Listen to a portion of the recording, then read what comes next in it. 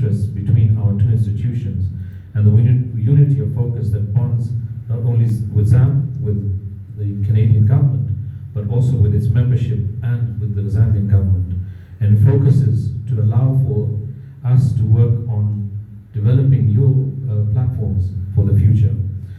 This workshop will be followed by a 3-month mentorship program where the practicalities of trade shall be instilled in the firms, the SMEs that are in this room and the companies that are in this room.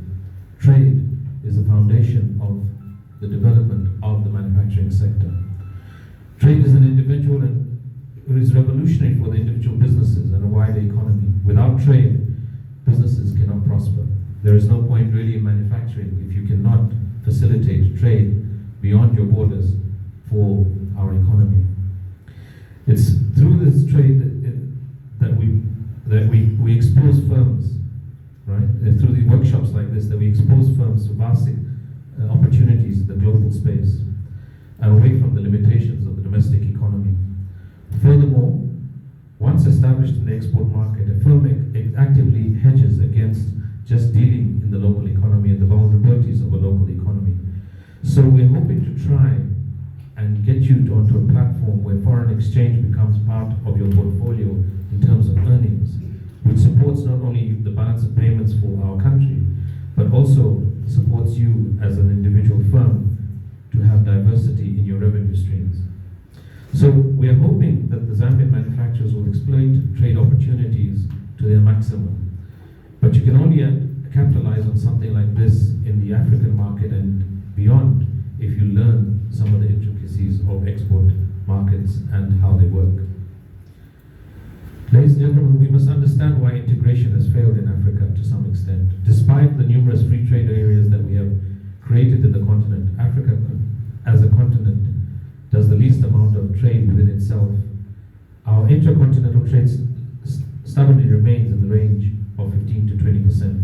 In Europe and Asia, this figure is consistently to the tune of 60% and above. It is no coincidence, therefore, that the poverty and unemployment levels continue to be widespread in our economies. It may interest you to note that our largest trading partners tend to be outside the continent. This is true for Zambia and many states in the continent. This is something we're trying to change.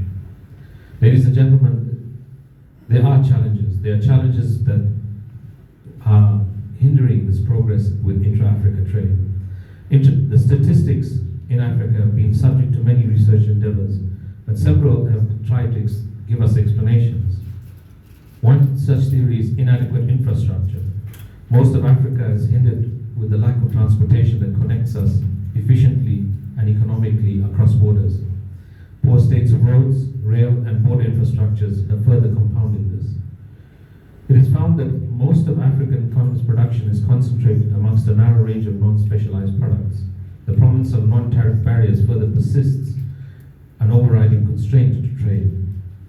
We have to, again, try and change this.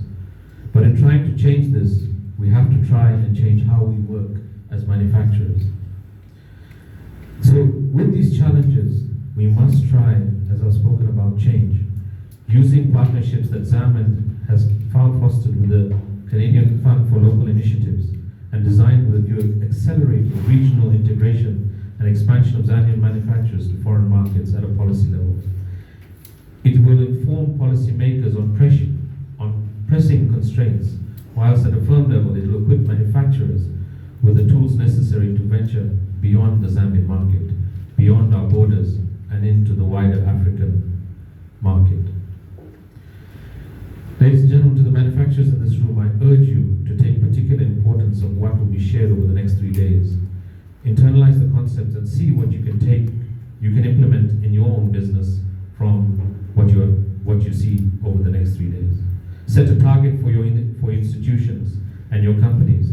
By the end of this program, you would have entered into 1 or 2 new markets, making such a decision that is not only to your benefit alone, but for the people you employ, and also the taxes you pay to this country, and the overall contribution to this economy.